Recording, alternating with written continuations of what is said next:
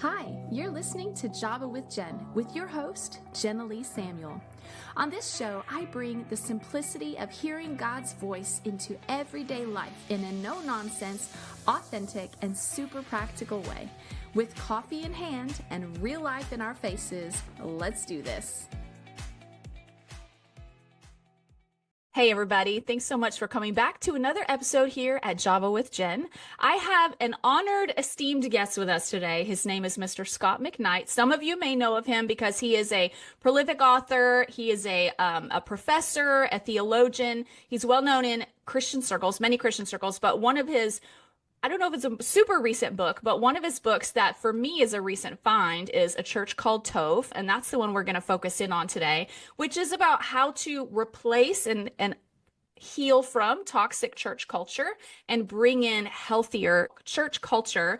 And Tov is the word that means good. It's the Hebrew word good. And so we're going to dive into that. But just so that you understand who Scot is, for any of you who may be new to who he is, he's a professor of the New Testament at Houston Theological Seminary in Houston, Texas, and at Westminster Theological Center in the UK. He's been a professor for more than 40 years and has authored many books, most of his career concentrating on the study of Jesus in his Jewish context. Alongside that academic orientation, Scot has written books for church folks, including The Jesus Creed, as well as A Church Called Tov and Pivot. The latter two books written with his daughter, Laura Barringer. So, Scot, thank you so much for coming today. Well, Jenilee and Stephen, good to be with you. Absolutely. Now, okay, so a little backstory to what brought this interview. It's kind of fun. My husband's 47th birthday was here in January, and I was, after you've had so many birthdays together, it's like, what do you do for someone who can just buy whatever they need, right? And so I was asking the Lord for an idea, and I had the thought to invite one of Stephen's favorite authors, thus Scot McKnight, to the show, and he was so kind and gracious to say, yes, I'm happy to carve out some time for you. So that's the backstory. So Stephen is my co-host today. So welcome, Stephen, to the show as well. Okay, so Scot, we're going to dive right in. I want to make the best use of our time. Why don't you tell us a little bit about yourself and what put this topic of toxic church culture on your heart in such a way that you felt the need to write a book about it? What put this on your radar? Well, what happened is we were longtime attenders, about a decade, of Willow Creek, where Bill Hybels was the pastor. And we got to know some of the people, not as friends, but we knew more about them than probably most. And I was sitting on my back porch one evening, and saw an email in my inbox from the Chicago Tribune that a story was being written about Willow Creek and Bill Hybels. And so I sat there and read it. It was an extensive piece by a very highly respected journalist, Manya Bashir Pashman, I think. And I told Chris as I started, I said, there's something big coming out about Willow Creek. And then I read it and I said, the witnesses that are involved here are very believable, and they're people we know mostly, and this is serious stuff. So I wrote my daughter, Laura Barringer, and she was out to dinner, and then when they came home from dinner, they read the article, and then we talked extensively that night. It was late for us. And then over the next 6 weeks or so, month, we talked back and forth. I wouldn't say every day. I don't remember now the details like that, but it was frequent. And I finally sat down just to get my thoughts together. I was in an airport, and I sat down with my computer, and I wrote out, a couple pages of my thoughts about what was going on. Then I went to Europe on a tour with students. When I came back, I wrote to Laura and asked her what was going on with the Willow story. She said, nothing, it's getting worse. So I said, okay, I'm going to try to put my hand in the game here and write this blog post. And it went viral.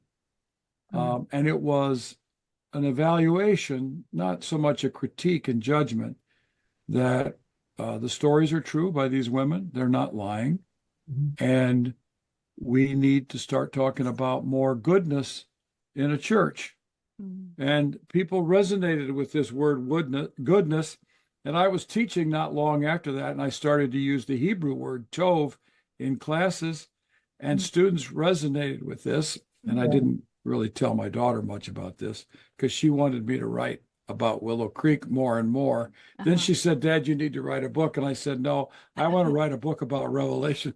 And Stephen mentioned that before we started. And well, make a long story short, eventually we did agree with the publisher to write about this. And I told Laura, my daughter, if we're going to write about this, it has to be in a redemptive direction. I'm not a reporter. I'm not a historian of American evangelical megachurches. I'm not going to get access to records at Willow Creek and their files and everything else. So I said, I just want to write a redemptive book. And so what we did is we started with characteristics of toxic churches that we began to notice. And then I said, instead of just countering these, in a kind of fakey way with the fruit of the Spirit, I said, let's just see what the opposite would be if it was Tov. And so we took toxic culture marks and flipped the script and found Tov culture marks. And that's how the book was written. And I have to tell you that at the beginning, it was sort of 50-50. Every chapter was about half description of toxicity and half description of Tov. And the editor said, no, we're going to shove most of the toxicity up in the front of the book. And as the book moves on, it's going to become increasingly about Tov. And that was a very, very helpful move by our editor. And so we're thankful to Dave for what he did. And I guess that's the question you asked me because that's the answer I gave. That's good. That's so good. And for one, I remember when the Willow Creek thing went down because it was a pretty big church, right? Oh yeah, 25,000 people. Oh yeah. So there's a chance that some of them might end up listening to this. Who knows? And so for one, I hate that you guys had to walk through that because I mean, we've been in ministry long enough and we've known enough people who have been in ministry that, we're all just trying to love Jesus better. And it really stinks when you're trying to do that in community and the community is just as harmful as anything that we experience in life. That's hard. And so what is your hope for people in reading your book, like as you were writing it? And I'm sure that, whenever anyone creates something, there's a vision in their heart for what good it's going to do. What is your hope? What is your vision for people as they encounter your book? Well, this is a good question because our hope, it's not like we sat down and talked about this all the time. Our hope is multifaceted. The first thing is we want to give people who are suffering in churches at the hands of abusive leaders, we want to give them words for their experiences. Good. And I cannot tell you, okay, I will tell you, for 16 months, we got, Laura and I and my wife, Chris, got between 3 and 5 letters a week. Wow. Of abuse in churches and Christian organizations. And one of the most common statements was, you've understood my experience. You've put words to what's happened to me. Yeah. Okay, that's one thing. The second thing is we want to draw attention to culture, church culture. Culture matters. Culture is invisible. It's like fish swimming in water who can't see the color of water. But it is deeply influential. I've been in churches where the culture of the place within an hour was constraining me in certain directions, and I don't know how it was doing that, or shaping me in directions. And we found a statement by David Brooks, who's a pretty good observer of American culture, that the longer we say work in a culture, the more that culture will make us the kind of person that fits in that culture. So if the culture is toxic and you continue to work there, the chances of you not becoming toxic are pretty low. Yeah. If you work for Mr. Rogers, if you worked for Mr. Rogers, the chances are that you would have become Tover just by being around Mr. Rogers, because he created that kind of culture. Yeah. So culture really matters. If the culture is a gossipy, complaining, backbiting, wanting to seize control, always complaining about the leaders, one person wanting to control things and getting other people on his or her side. If you continue to work there, you're just going to start participating in that toxicity. And if you resist that toxicity, you will either be denounced or you will have to leave. And this is what happens in culture. So that was a second feature. And the third is we wanted to draw attention to marks of culture that will prevent, constrain toxicities from arising. So we gave, let's say, characteristics of Tov. Now, when we were done with this, my daughter and I began to go on podcasts, and we had no idea, although I told Laura when we wrote the book, I don't want to spend my time on podcasts. And I had no idea what podcast world was actually about. I had one of my own, but I didn't pay that much attention to all others. And as I was telling you, I've been on about 250 podcasts about this project of Tov and Pivot. But when the book ended, in all the conversations, we began to be asked the question, what can we do to prevent toxicity from arising? And what can we do that will help our church culture or Christian organization form into a more Tov culture? So that's why we wrote Pivot. And I liked I suggested the title Pivot, and Laura said, no, Dad, everybody knows the scene in Friends where there is this pivot story. I said, oh, Laura. And I said, oh, Laura, nobody's heard of that. She goes, oh, Dad, everybody's heard of it. And then, but she went along with the word pivot. And then we realized from a friend that pivot, the last three letters in pivot are Tov backwards. That's true. And we didn't even know this when we wrote it, but we've gotten credit for our very clever title. Oh, wow. That's really great. Okay, so let me ask one more, and I'll pass the baton over to Stephen to ask a few. But since some people may be new to the idea of like just framing church experiences like this, and so, maybe they've gone through something hard, but they just couldn't find language for it because in church, things are spiritualized. And when things are spiritualized, it oftentimes makes it very confusing to be able to call what it is, call this toxic, call that good. It can really blur the lines. So what are maybe three of the most common characteristics of toxic culture and three of the most the best characteristics of a Tov culture to combat those? Well, the first thing I would say, so let's talk about toxicity. The first characteristic that we've noticed is, let's just say, a narcissistic type leader. And I understand that narcissism is an official diagnosis for the MMPI and the classic disciplines of psychology, but very selfish, self-aggrandizing, lacking empathy, wanting everything to be about themselves. That's one of the characteristics that has to be picked up. And Jenilee, I just want to say that we create platforms for churches that will attract people who like to be on platforms, who like to be in the front. Okay, that's the way it works. If you create a small group, I heard someone who's a pretty well-known scholar was asked to teach at a Sunday school.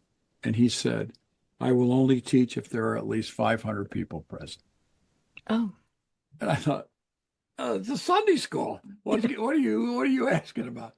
Another person said he would only speak if he was given $5,000. And I went, okay.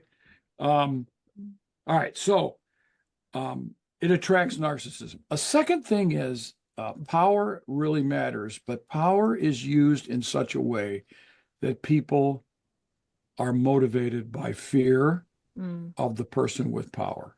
That's Yeah. a very That's so good. noticeable characteristic. And I want to emphasize, and both of you probably know this, you can't see this on Sunday morning going to No. church and Mhm. listening to music and watching these people perform on the platform. Yeah. This is where they are masterful and they are charming, and you think you get to know them. Yeah. All right. These things that are toxic are going to happen most of the time behind closed doors, unless all of a sudden there's a burst of anger and more people hear about that the person exploded. And then in most of these cases, they excuse them because they're so passionate and they're so driven that they every now and then they blow up.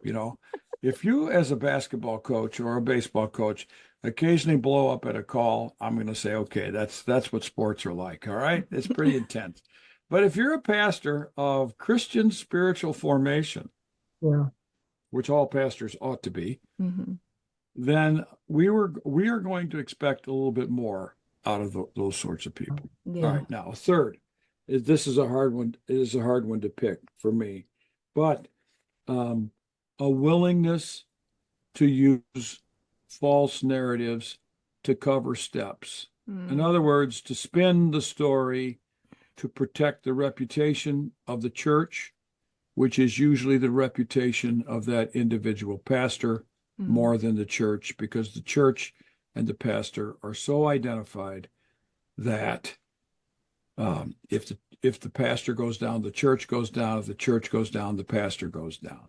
Wow. So those are three Yeah. major characteristics. That's what I would look for. Yeah. I don't think you can find these on Sunday morning, and you're going to have to find these from people who are willing to tell the truth, and you're going to have to be the journalist who ends up covering the underground of a place rather than the surface of a place. So Yeah. would you say it's mostly the staff and the volunteers that work closer with the pastor that experience that? Yeah. They will experience it.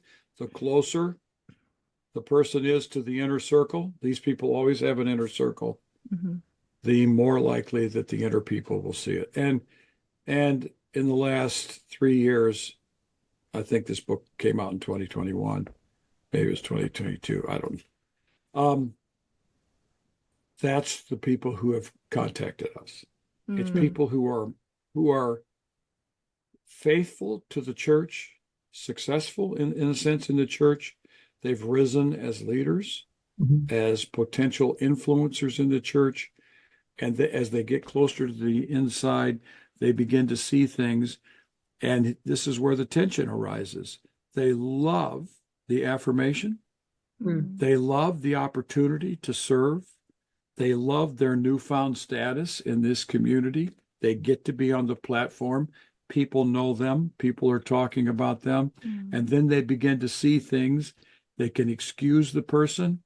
They can offer alternative explanations that he was just having a bad day. But at some point, many of these people say, this person is not healthy.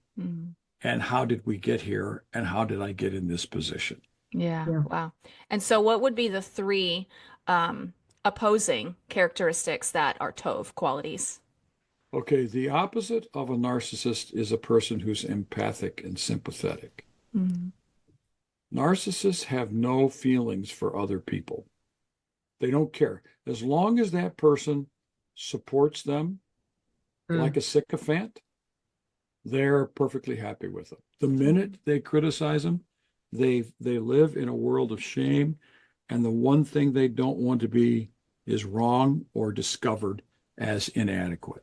That's what they don't care about other people. They care about themselves. Yeah. So an empathic person will create a culture of compassion toward other people around them. The people around them will say, oh, he's so caring, or she's so caring. And there's a culture that develops. And over time, you begin to see it creeps into the whole church. And frankly, a lot of these churches don't succeed as well as other churches because they're not as driven by the glory of the platform. A second characteristic is great. It's great, filled with grace. Mm. Grace as forgiveness.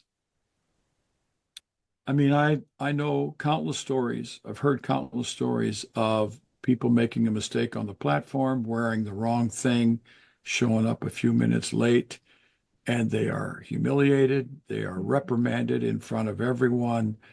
And there's just no grace for someone to learn the skills that are needed for a given position in the church. Yeah. And then instead of false narratives, these people are recognized for being truth tellers. Mm-hmm. And I don't mean by that blasting away at people. What I mean is that they do the right thing at the right time.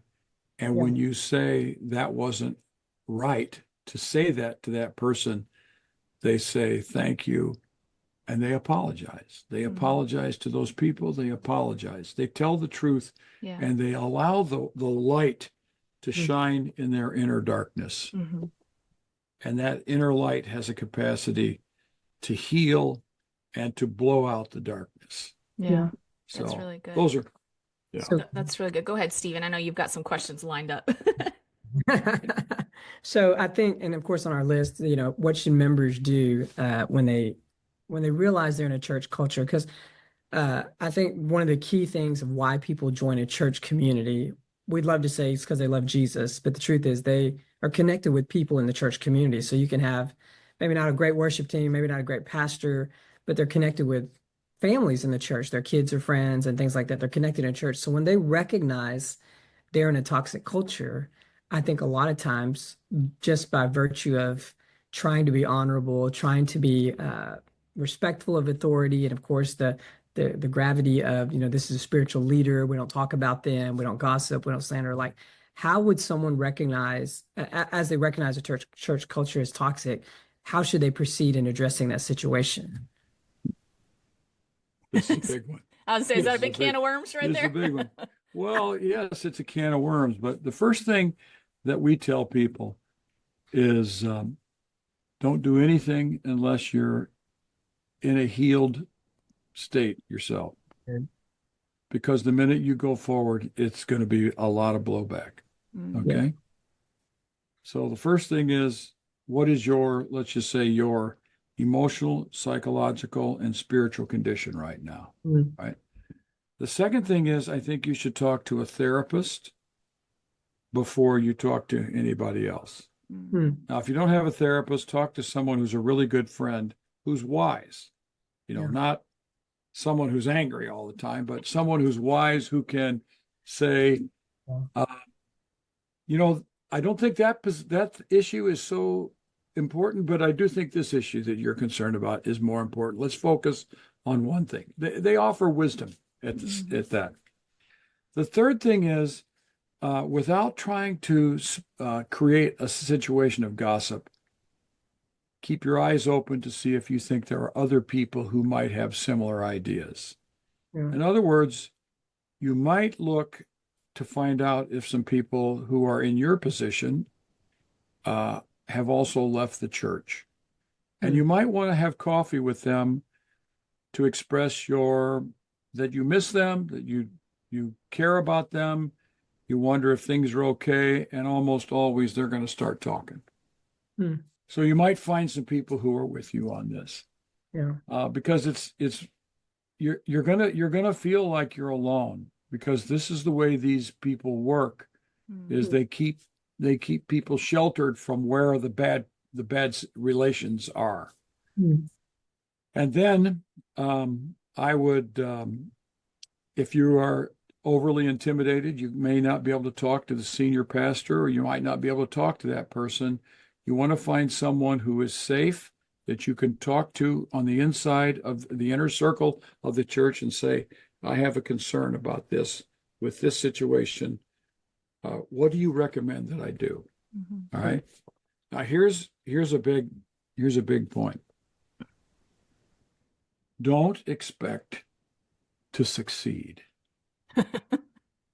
Don't expect that if you say, this pastor is intimidating people and scaring people away from the gospel. And he's hurt and wounded a lot of people, and he's giving a false impression on the platform. Don't expect that pastor to change and to say, oh, I've been sinning and I need to repent and lament my situation. This just does not happen. Ramani Durvasula has a new book. I think it's called It's Not You. It's Not About You. Let me see. It's called It's Not You. It's about what it means to work when you're working with a narcissist. Mm-hmm. And one of her points is narcissists do not change. Mm-hmm. Now, we like to believe in the gospel that people can be transformed. Yeah. But Chuck DeGroat wrote a book about narcissism in the church. And Chuck DeGroat worked with a pastor who recognized he was a narcissist. He pulled out of pastoring, and it took 10 years before he felt his personality had been redeemed and transformed enough for him to trust himself back with leading people again. Wow. Now, that is a redemptive story with a narcissist. Most of them drop out for a month and then they come right back in and they're the same person all over. Oh. So don't expect to succeed. Instead, expect hope to be heard. Yeah. And that's all the farther you're going to be able to get. Just your witness is the goal, is I want to be able to tell the right people what I've seen and pray and hope that they might do something about it. Gotcha. Yeah. So how is this and because I'm thinking through situations that we've lived through on all sides, and by them going, because I understand, I think it's natural for us to go, am I the only one experiencing this? And kind of start paying attention. Are other people having my shared experience? But that is delicate because you don't want to turn it into where you're creating this army of people that are all offended and talking and whispering and like, do you feel like this? Do you feel like, that can become very toxic very fast. And so you have to do it really carefully and with integrity. But then at the same time, if confronting the situation may not be fruitful, is it better and healthier to just quietly draw a boundary for your own family and leave the church? I mean, where is it actually fruitful to address the situation? I think this is the big question that we've faced in the last 3 or 4 or 5 years is the whistleblower experience is a painful experience and largely unsuccessful. Yeah. Okay, you have to recognize this. Those of us who've been whistleblowers know what happens. Okay, now one of the things we talk about in Pivot is to form. I think you're right. Is that, and I think I said this as well. Is that you don't want to just form a clutch of gossips who get together and complain about things. That's what happens in a toxic environment. Instead, we contend that you can form a coalition, a pocket of Tov. And that is, in this group, we are going to work on being Tov. And we're not going to spend our time criticizing the other people. Now, traumatized people have to talk about their experience, and they will talk about the experience over and over and over. Yeah. And it's in talking about it over and over and over that they begin to heal from the experience. I don't think a group of traumatized people is a healthy expression of Tov. Yeah. I think they probably need to be with a therapist or their spouse or their close friends where they can complain about these things, but they need to be pursuing Tov. So I think they can stay if they shield themselves into a pocket of Tov and just begin to practice Tov things in the context of the church where they love the Sunday morning services, or they love the music, or they love all the people. Okay? So that's a possibility. But there comes a time when you say, number one, I can no longer respect what happens on that platform because I know too much about the people on that platform. They've spoiled my capacity to trust their integrity. Mm-hmm. Sometimes it's theological, but most of the time this is relational and moral or discipleship lack. And you say, I think that this is going to produce a negative culture over time, and I don't want to participate in it. Mm-hmm. And then I think some people choose to leave. You know, Paul had to separate himself from Barnabas and from John Mark. And later, you know, they join hands again. Mm-hmm. So there are times when it's best to leave. The goal should be ultimate reconciliation, but sometimes ultimate reconciliation is going to happen down the road rather than immediately. Mm-hmm. And it's too traumatizing, or what people often call triggering, to stay together in this given situation. I agree. I definitely agree. Okay, so I think question is, and I'll preface it with a story. So years ago, I went to a conference in Atlanta. It was an atheism, an understanding atheism conference, and it was with Rabbi Zacharias. And at the time, I was an associate pastor at a church and had a couple of missionaries. I was the missions department, and I had two missionaries have moral failures, both of them from the Middle East region, Northern Asia, whatever region. And they both had reached this place. They were the most powerful person in the organization, their missions organization. And they had affairs, they had extramarital situations, came in the open. Of course, I'm a young pastor at the time. We're talking 10 years ago or so. And so I meet with Ravi Zacharias one-on-one at the end of the conference. And I ask him, like, what is it in the culture of these missions organizations and the church as a whole where there's an incredible lifestyle before them, teaching, books, influence being built. And then all of a sudden, at the end of their life, you find out things start unraveling. What is it in our culture?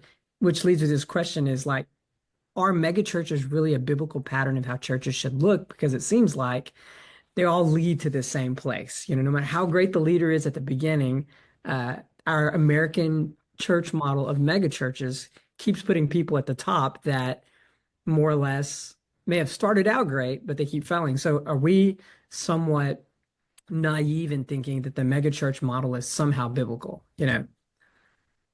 Okay, I want to say, yes, I think this is a very serious issue and a very important question. And it's something that we ought to be talking about more than we do. Chuck DeGroat, when I talked to Chuck about narcissism, he said, Scott, anybody who gets on a platform and wants to tell people what God wants them to do is going to be on the spectrum of narcissism. Wow. He said, and that includes you and me, Scott, because we're professors and we're on platforms. Yeah. So let's just say this. There is just as big a narcissist in little churches as there are in big churches. Okay, so it's the platform that we're talking about here. Okay. The second thing is, I would say, is mega churches will be particularly attractive to mega egos, because the bigger the glory, the bigger the platform, the bigger the ego that has to handle this. These are huge situations. Yeah. Huge. Okay. The third thing is, when mega churches pastors fail, they fail with mega failures because they're so big. I'm reading a book right now by I think she's Lithuanian.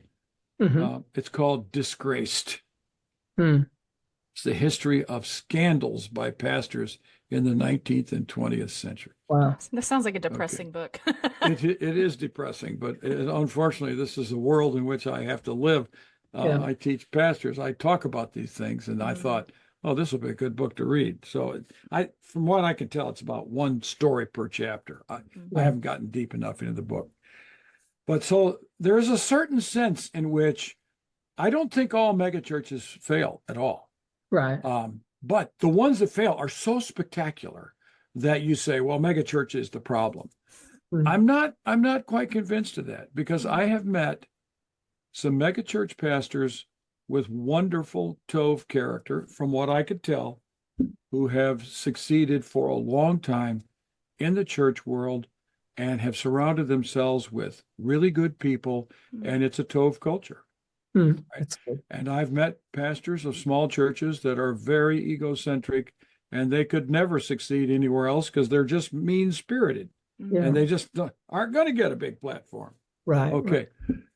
But there is a peculiar and unavoidable temptation in megachurches for the toxification. I'm going to invent a word that my father, an English teacher, would never have approved. The toxification of the character of a pastor. Mm. And I really think that's true, is that kind of power, that kind of glory, that kind of attention from other people, that kind of sycophantic surrounding of people who just want to adore you. Plutarch wrote a famous essay in the 2nd century on how to tell a friend from a flatterer. Flatterers rise into the inner circle of narcissistic leaders because they're looking for flatterers. But this is a very, very serious issue. And the only antidote to this is character. Character is the result of spiritual formation over time. Good Tov people recognize toxic situations better than toxic people do. Yeah.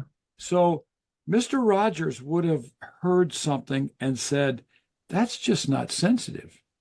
Whereas toxic narcissistic leaders don't even hear it. They don't even recognize it. They think that's right.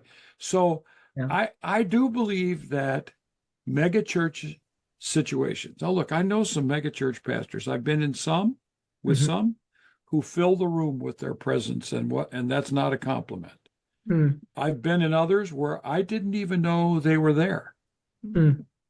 Now, some of those are manipulative guys who just learn to hold back until they need to say what they want.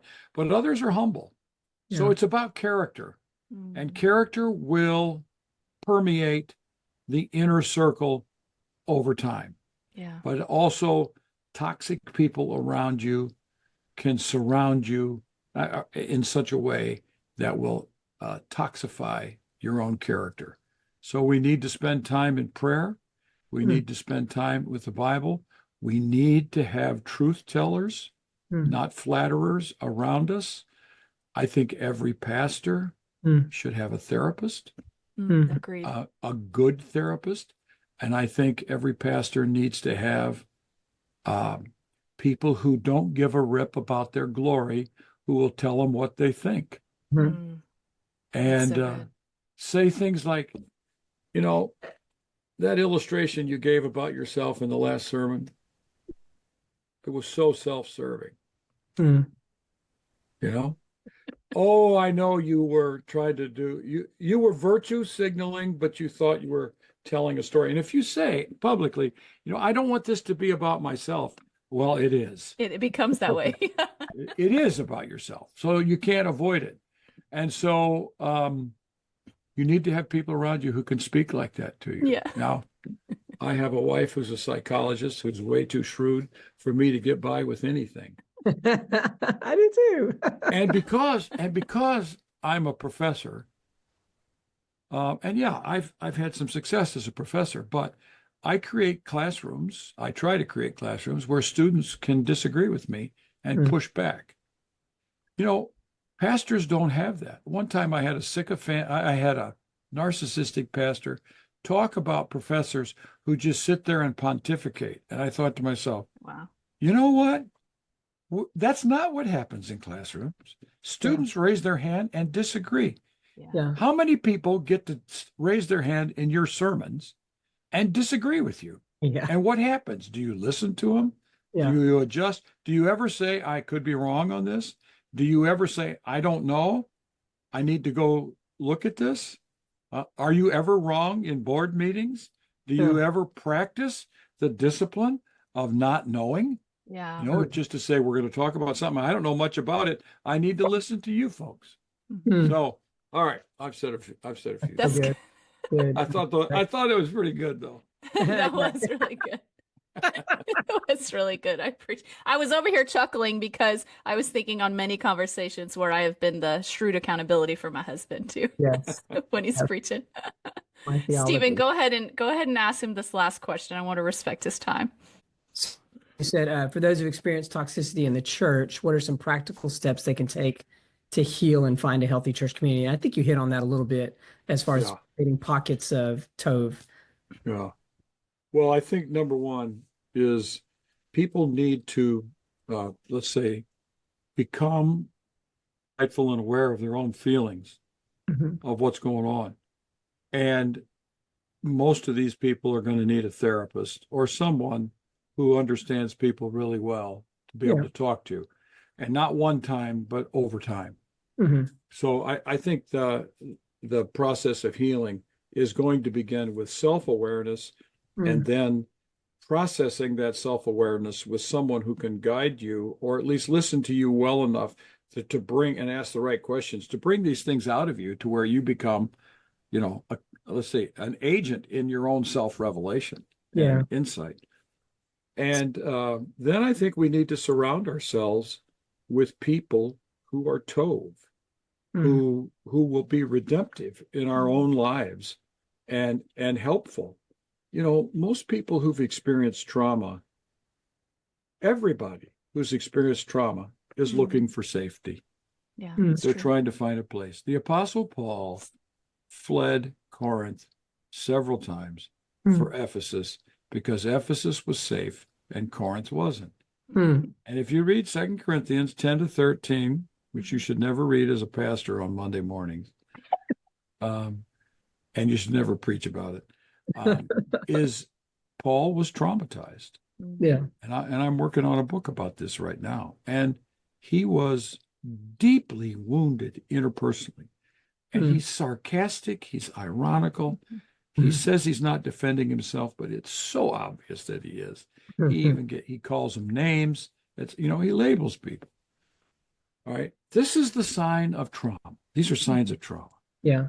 And traumatized people need safety. They need time. They need time away from the people who trigger them. And it's the only path forward for healing. Yeah. Yeah. It's not going to, they don't need to have Matthew 18 blown into their inbox and say, meet with this person now, or you're not a Christian. Yeah. They need someone who says, we need to go on a long walk and talk about what's happened to you. I want to hear your heart. Yeah. Yeah. Okay, so I want to squeeze in 30 seconds, one question that you just led into, which was, when is it, Matthew 18, you made a good point. That's where a lot of people get stuck in these hard situations, is you have to go confront. If they're unconfrontable, is it always a good idea to go to that person that you're offended with if it's a toxic leader that you may not win with? Matthew 18 is one of the most abused texts in these contexts, and they are abused by narcissistic, power-mongering leaders constantly. Okay, Matthew 18 is about interpersonal, dynamic breakdowns where two people can trust one another and have a conversation. And actually, it's safe enough that you can say, I think you were wrong on this. All right. But the power imbalance between a megachurch pastor or a pastor and an ordinary layperson, or even a staff member or a young staff member who is not at that level with that person, and almost no one is, Yeah. will almost always favor the person in power, and they will abuse their power and use their power to silence and suppress that person. Matthew 18, in other words, is largely an interpersonal formula for people who are largely equal in society or in their church or in their workplace. But it's not the recipe for an abusive pastor and a sexually abused woman Yeah. to confront the pastor. No, that's not the situation. That's a lose-lose situation. The pastor will lose his sanctification, and the woman who's been abused will lose her integrity or will lose her voice or agency and just capitulate and fawn and flop in front of this pastor. So it's a bad use of text. I mean, the other one is used is in the pastorals where it says, nothing should be done. You don't ever confront, let's say, a bishop or a leader without 2 or 3 witnesses to them. Well, how many times do pastors have sexual affairs with a woman and 2 or 3 people saw it? I mean, the chances there are 0. Yeah. So that's not a formula that's going to work all the time. And so both of those texts show up in our Tov book. We have little short discussions of these. Yeah. But Jenilee, you're absolutely right. Mm-hmm. Matthew 18 is always on the surface, and it's almost, I would say, in my experience of these in the last 3 or 4 years, Mm-hmm. it's almost always the text is abused. Yeah. It's not for people of different structural powers. Spiritual abuse is what happens. I agree with you. There was a time in a situation where my training with Matthew 18 would have made me feel compelled to go directly to the pastor or the perpetrator in my situation. And the Holy Spirit is the one that said no. And he reminded me of the passage in Proverbs that says, he who is given a trust must prove trustworthy. And that became That's a a good principle, that helped me differentiate. Have they proven trustworthy to respond in a responsible way to what I want to tell them? If not, then what's the next best healthy way to handle this? And it was typically having boundaries or removing myself from the situation. So, the percentage of pastors, this is sad, who when confronted respond properly is not high. No. sad. It's very low. And it's sad because these are pastors who preach the forgiveness of sins all the time, Yeah. unless it involves that they have to confess their sins. And then they might just go total generalize. I'm suffering from pride right now. I mean, who doesn't agree with that sin, and who doesn't think that's characteristic of them, and who has any idea what that actually means? Yeah. Yeah. Wow. It's true. Well, you have shared so many things, and as anyone listening can tell, we have just scratched the surface, which is why you guys need to go get his book, A Church Called Tov. And it sounds like Pivot is a really valuable companion book to A Church Called Tov. Is there anything you would like to end with for my listeners that you would like to leave them with? Well, no, it's just that maybe I could say you're not alone. If you're suffering at the hands of abusive leaders, spiritual abuse, sexual abuse, which is a crime, you're not alone. There are people out there who can join you in your experience and help you. And there are therapists who guide you through this. And there is healing down the road. But it's time to take the first step now. Yeah. That's so good. That's so good. Well, thank you so much, Scott, for joining us and for giving me a few extra minutes. I appreciate it. Stephen, you're a great co-host. Thanks for coming as well. And you guys, thanks so much for listening. Make sure you go grab Scot McKnight's books. He has quite a few to choose from, so go peruse and maybe grab all of them. But you can find his books on Amazon. And you guys have a wonderful week. Make sure you're subscribed to Java with Jen, and we will see you next week. Bye-bye. Thanks so much for tuning in to today's show. Listen, let's stay connected. Come follow me on Instagram at Java with Jen, where you can follow the latest and say hey. It's a really great way to stay in touch. Many of you have also asked how you can support the show. You can make donations through the Anchor app or on Patreon, or of course by sharing, rating, and reviewing on social media and iTunes as well. Your heartfelt feedback always reminds me why I do this. Also, don't miss our merch store, where you can get super cool Java with Jen swag and coffee. Find it at javawithjenmerch.com. Until next time, remember, hearing God's voice is simple, and He wants to be a part of your everyday life. See you next week.